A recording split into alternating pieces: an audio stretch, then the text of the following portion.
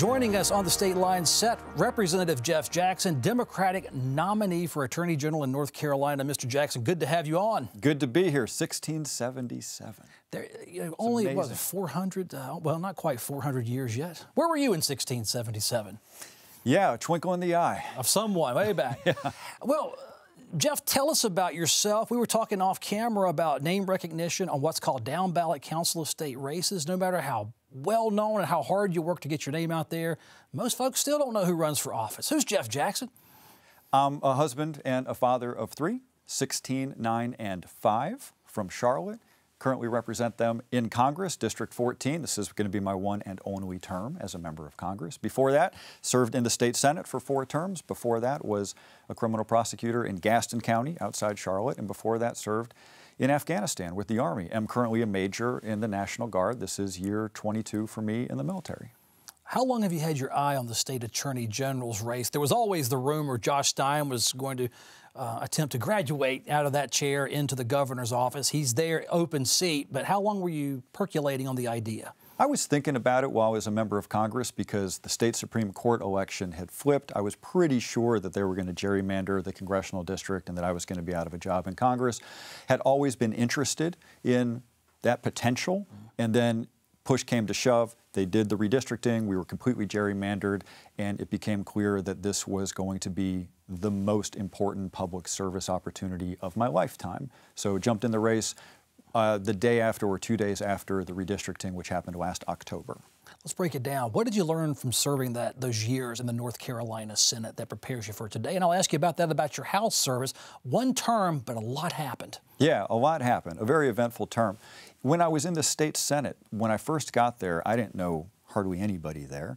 So I made a decision to speak with every member of the majority party one-on-one in their office. It took me 6 months. Session ended before I could finish. I had to drive out to Phil Berger's law office and meet with him. He was kind enough to take the meeting. And every bill that I got passed in the 4 terms that I served there, I could trace back to one of those early one-on-one conversations. That's where you learn people's zones of reasonability. Same in Congress. There's personal relationships at the committee level and the subcommittee level.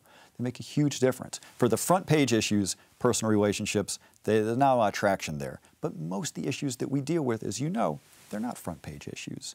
In personal relationships, being able to trust the person you're working with makes a huge difference. I've seen you in candidate forums recently, and some of the issues are more seemingly about Congress, congressional issues, immigration, abortion, this, that, federal arguments. But as Attorney General, and if I'm a voter looking at you, looking at the entire field of candidates, but speaking for you, what issues should they be paying attention to in your estimation when they cast that vote for Attorney General? One big thing the next Attorney General is going to be taking on is this ongoing fentanyl epidemic. We're losing an average of 9 people a day. I think of this in terms of the supply side and the demand side.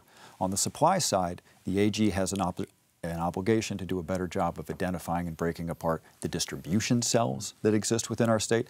General Assembly just passed an anti-money laundering law. We had been a state that didn't have one. It goes into effect in December. It would be a very important tool for the next Attorney General to use to break apart those distribution cells. On the demand side, it's about the most effective form for treatment.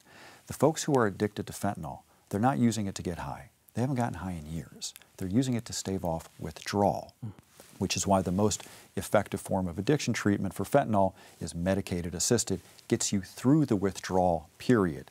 My job as Attorney General would be to advocate for the most effective form of addiction treatment.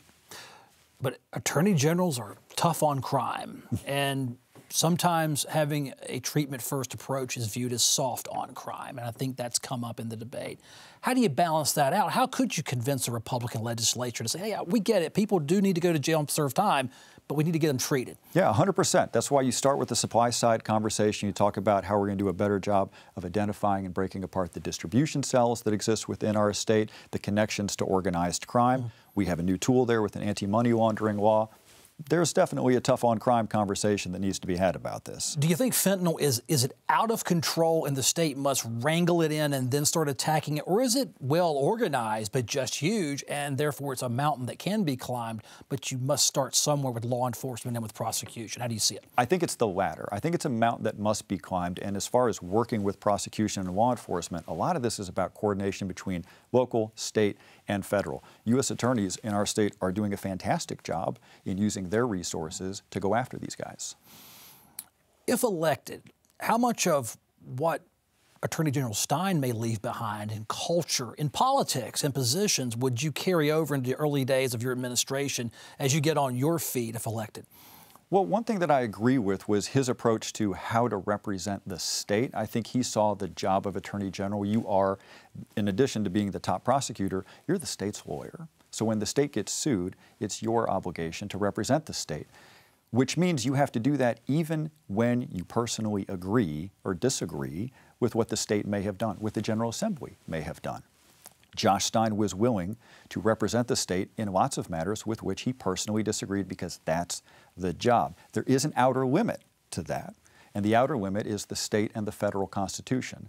So it would be wrong of me to defend the state if I genuinely felt there was a clear constitutional problem, but that is the exception to the rule. How do you go about explaining that to ordinary voters or citizens who are both Republican and Democrat? Because Mr. Stein did draw a line, very public, but we didn't get to the meat of the matter. He would just say, I think it's unconstitutional. That's why I'm not doing it, which of course led to a lot of bars being thrown in Raleigh and in the statewide media. So how much do you owe it to tell people when you think something is unconstitutional? And do you call out legislators for that? I think you do owe it to give them a full explanation because it deserves to be the exception to the rule. You need to explain to them, here's the rule, here are all the times where I have represented the state, where I kind of personally had an issue with it, but I'm not doing it this time, and here's exactly why. If I were a voter, I would want to hear a detailed explanation of why. I think Josh has done that on the very few times he has made that decision, and that's what voters could expect from me. Are there some issues that you think the legislature has already crossed that line in the general sense with certain issues that you say coming in, Republicans, you're not going to have me as a representative on this particular issue? It's very rare. It's not for me to prejudge what they may or may not do there. I'm going to take a fresh look at all of those instances. How do you think your relationship will be? And I've asked this of anyone running for an office, from labor commissioner up to the attorney general. How do you think you'll get along with the General Assembly? New crop of Democrats there. Some have replaced you. And now you've got Republicans there who could have a supermajority if you arrive. I think I'm going to get along well. The idea is the attorney general is supposed to be basically nonpartisan. When I'm interacting with the General Assembly, it's probably going to be along the lines of, hey, I need this tool to help keep people safe. I've served my entire time in the state Senate on the Judiciary Committee. That would be the main committee I think that the AG would intersect with in making those legislative proposals. I want this job because it's really not about left versus right. It's just about doing what's right. If that's the energy that you bring to the state legislature, I think they'll reciprocate. In a race that's based on law and order, how safe is North Carolina right now in your interpretation? The fentanyl crisis is out there. That's certainly a safety issue. Anything else? How should people feel about law and order in this state? Fentanyl crisis is out there. It's very real. 9 people a day, major problem. Juvenile crime has also gone up. In particular, larcenies, grand theft auto has gone up. And if you talk to law enforcement about how to deal with that, they're asking for more outreach program to keep juveniles off the streets, to give them safe places to go after school. I think a good role for the Attorney General is in advocating for those kinds of programs. What sort of social programs or agenda would you like to implement as you come in? Because, you know, keeping youth off the streets and healthy activities, anything else out there that you can stump on and say, if you elect me, this is what I'll try to get through our General Assembly? Well, people associate with law enforcement with lots of local law enforcement. A couple state law enforcement people know off the top of their head, like State Highway Patrol.